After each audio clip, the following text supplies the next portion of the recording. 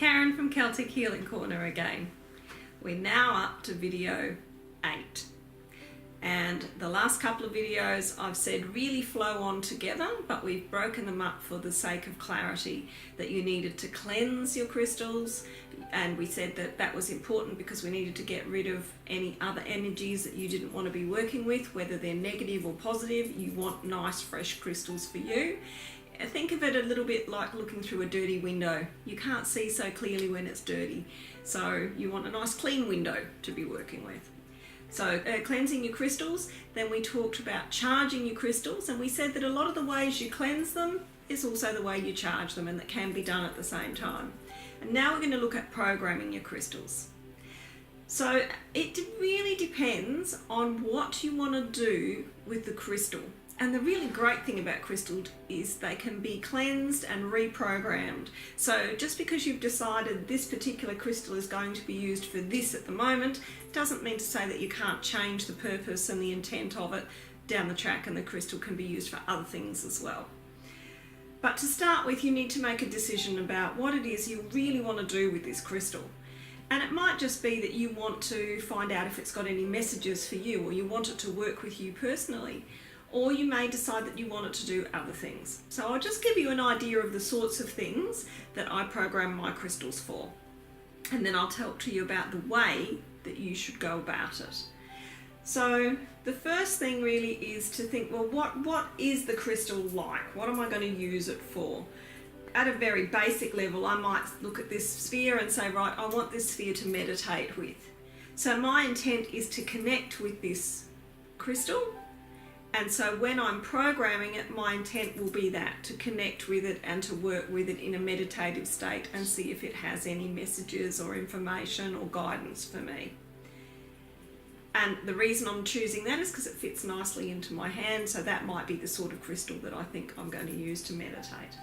If you're into pendulums, these can be used to scry for various different things, but the most common thing that people use them for is a yes/no kind of answer. And so they would usually tip it on their palm, and once they've put their intent into it, they'd say, show me a yes, show me a no, and it would show them, because they're all very different in the way that they respond. So this one's telling me yes, and now it's getting very confused because I've asked it to show me yes and no, so it's trying to decide which way it wants to go. But again, you would choose the type of crystal depending on what you want to use it for. So this one's dragon's blood, so it's a healing crystal. Most of my crystals are healing crystals because I use them in my practice. I might put this over someone's chakra and ask it to show me which direction it's actually, the chakra is spinning, so that then I can work out if I need to do anything with it. But most people would just program it for a yes/no. A yes, no, or a maybe. And once they know how this particular crystal or pendulum works with them and their energy, and be aware it will be different sometimes for different people, and it will be different between different pendulums often. So make sure you do it with every pendulum if you have more than one, and find out what it is for you. So they can be used for scrying, they can be used for healing, but you decide what it is you want from that pendulum when you're programming it. And the way you would program it would be having it in your hand, connecting. We're going to go through this process in a moment, so don't worry.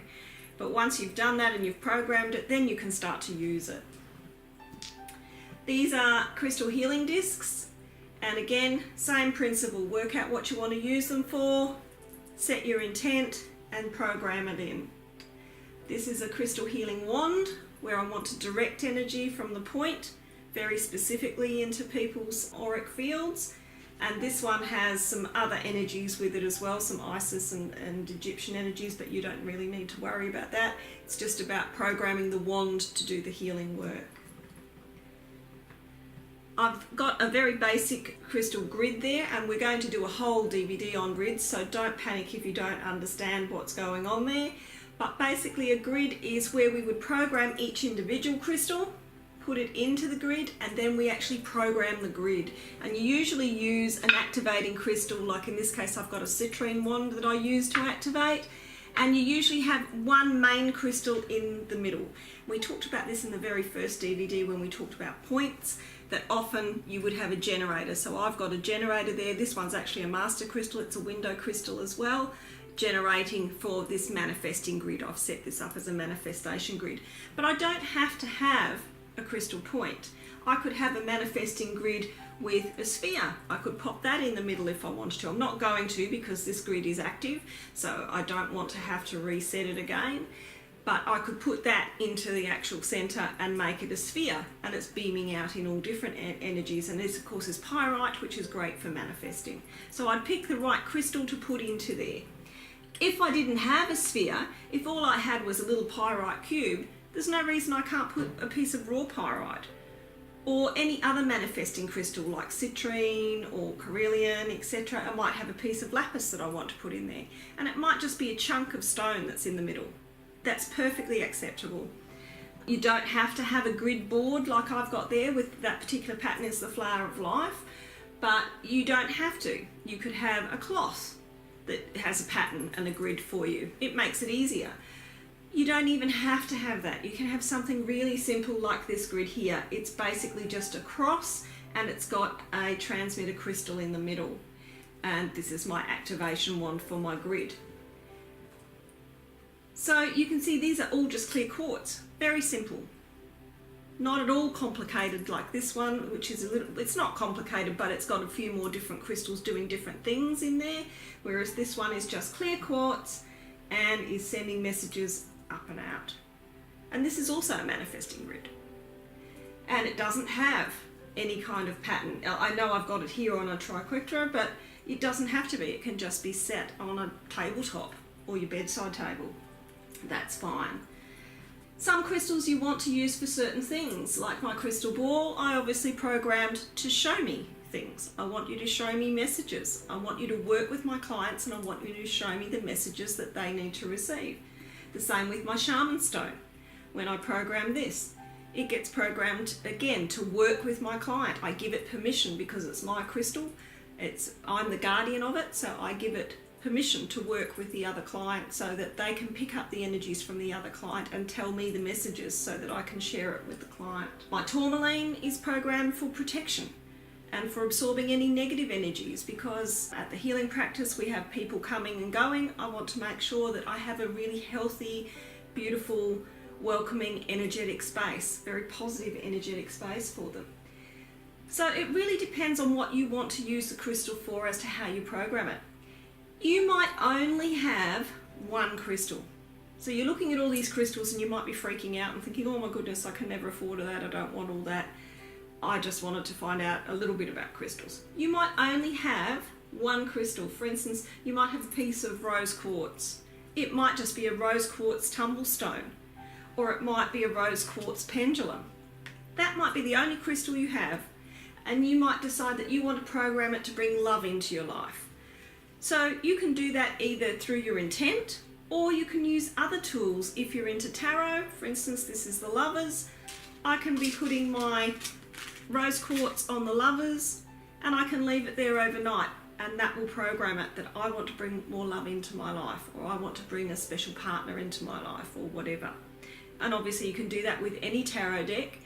And you can even do it with oracle card decks. If you have a specific, power animal that you really like in an oracle deck that you want to come into your life, or you want the guidance of that particular animal, you can do the same. So you don't have to have a lot of crystals to be able to use crystals and to program them.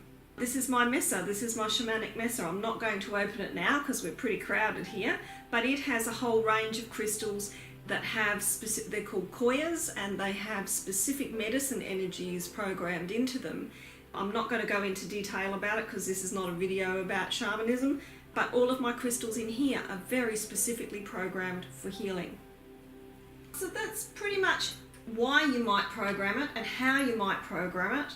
So now talking about how do you actually do it. So as we've said in previous DVDs, Reiki is an easy way to do it. You set your intent, you send your Reiki, you do your symbols, you hold it if you don't have Reiki 2 or Master Reiki. If you're just a Reiki 1, you hold it and send the energy through your hand. If you've got higher levels, then you use your symbols. If you don't have those things, because that is the one that I recommend, it's the easiest and it's the most efficient and I think the most effective, and it's the one I use the most.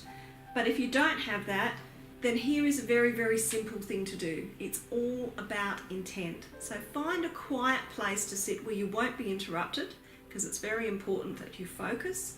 You're going to just close your eyes, and obviously before you do this, you've worked out what it is you want to program into your crystal, because now is not the time to be thinking about it. So make sure you know, are you programming it, for instance, because you want to get to know the crystal and form a relationship with it? Are you wanting to manifest something? Do you want it for protection? Do you want it for healing? Do you want it for personal growth and spiritual development? Whatever it is. Maybe you're going on a trip and you just want it to protect you in your travels. Whatever. So you've worked out your purpose, you've chosen your crystal, you've got your crystal, you're going to find somewhere really quiet and just focus on your breathing. Close your eyes, make sure you're comfortable, focus on your breathing. Big breath in through the nose, pushing out the belly, deep into your belly, pushing your diaphragm down, and then releasing it. If you want, you can release it with a sound. Sometimes sound is very therapeutic and very resonating in the body. So breathing in, and out. Breathing in,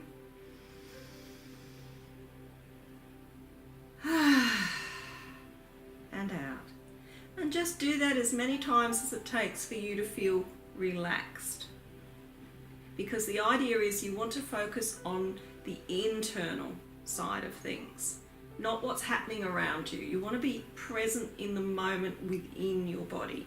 So nice and relaxed. Once you are nice and relaxed, then you need to have your crystal in your hand. You may have already had it, hopefully, before you started, so you don't have to interrupt that moment. Have your crystal, usually your left hand, because that's your receiving hand, so it's always your non-dominant hand. So for most people it's your left hand, of course, unless you're left-handed, then it's your right hand. So have your crystal in the hand, you've made yourself relaxed. Now focus on your intent. And the idea of the intention is you want to kind of crystallize it as best you can around about the point between your eyebrows and a little bit above. So that's your third eye. And you want to focus on your intent there, because this is your intuitive energy that you're sending. And you're going to send that intent down through your heart chakra and out into the crystal. And fill that crystal with your intent. And then you're going to try and feel the energy swirling in that crystal and drawing that crystal energy that's now getting magnified and amplified by your intent back in. And have that little flow going. So you're kind of spiraling into that crystal and the crystal spiraling up to you. Use whatever imagery works for you. You can imagine, picture, visualize, pretend even, but try and get that flow going backwards and forwards between you and the crystal and putting your intent in. And when you feel that energy is connected, then you visualize what it is you want. So for instance, if you were trying to manifest love in your life, a new partner, then you would visualize yourself with that person, doing fun things, having a holiday. If it's getting a new job, picture yourself in that new job, in that new workplace, and get that intent going and make it kind of as real as you possibly can while you're programming this into the crystal. And then remember, we talked about the law of attraction. What you put out there comes back to you. So you're wanting to put that out there, that this is the reality, this is what I'm wanting in my life, and acting like you've already got it, even though it hasn't actually come yet. So once you've got that really strong, then you need to say your intent. And I, being Celtic, like to say it 3 times, because that's the magical Celtic number. And you can say it out loud if you want. It's up to you. You might just say it internally inside your head, or you might want to say it out loud with great passion and great intent. It's up to you. Always though, when you're saying your intent, try to frame it positively, because remember, the law of attraction is we don't want to be bringing negative stuff back to ourselves. So instead of putting negative things out and negative energy out, like I don't want any more bills, put something positive out, like I have an abundance of finances. I have no financial worries. I have enough income to cover all my expenses and have a wonderful lifestyle. Positive, not negative, because that's what you want to attract back to yourself. And once you've actually programmed your crystal, work out what you want to do with it now. It might, if it's small enough, you might want to carry it, and we've talked about the different ways that you can carry your crystal with you. You might want to put it, if it's a bit bigger, you might want to put it in a place that's really prominent, that you're going to see it and remember it. If you have a little sacred space or a little altar or somewhere where you meditate, or a special area in your house where you have those kinds of things, you might want to put it in that space. You might want to just have it on your bedside table. If it's a work-related thing, you'll want to have it on your desk at work. So have it somewhere where you can see it and it reminds you of what your goals are. What is it that you're trying to bring into your life, and amplify that energy. Just a little tip though is, once you've put it in place, try not to let other people touch it. For instance, I talked earlier about this grid, that it is active and that I don't want to be moving the pieces around because I'd have to reset it. But even your own crystals, it's fine for you to be touching them because you've already connected and you've already made the intent clear. And as I said, if you change your intent, that's no problem. You just cleanse it, recharge it, reprogram it. You can change it anytime you want. And periodically your crystals will need cleansing and charging and reprogramming anyway, because it's like that dirty window, you know, it doesn't matter how clean it was to start with. Over time, energies build up and it gets a bit foggy. But as a general rule of thumb, I try not to let other people touch my crystals unless they're doing a crystal course with me, and then of course it's designed for that, because we don't want transference of their energy or their intent or any negativity or anything like that around them being transferred into your crystal, because it's just going to clog them up and confuse them. And you want it to be nice and clean and pure and working with you. So I have some crystals, for instance the crystals in my mesa, that I don't let anyone touch. No one except me. I guess personal preference, you know, some people don't mind their crystals being touched, and I have certain ones, certainly obviously in my courses, that lots of people touch, and I obviously cleanse them and charge them and reprogram them after that. But that's the purpose for them. They're there as a learning tool. But for you personally, you probably won't want other people touching your crystals. So I would be discouraging other people. And if you go into someone's home or someone's space and their crystals are there, always ask, oh, do you mind if I touch your crystal, or do you mind if I pick up your crystal? And you probably heard me speak earlier about giving my crystals permission to work with other people, because obviously when I am doing readings for people, I am handing over my crystals, and they've been given permission to do that. The same when I do my emerald crystal healings and things on the body. Those crystals that I use in my healing bowl have all been programmed to work with other people, because that is their purpose. But I'm assuming that as a beginner, your crystals are going to be for you rather than anybody else or any kind of general use. So I would suggest that you don't let other people touch them. So I hope that you found that useful, and it's getting to the end of our series now, but it's also getting to the really exciting part. The next DVD is going to be about how to use crystals for on-body healings for yourself.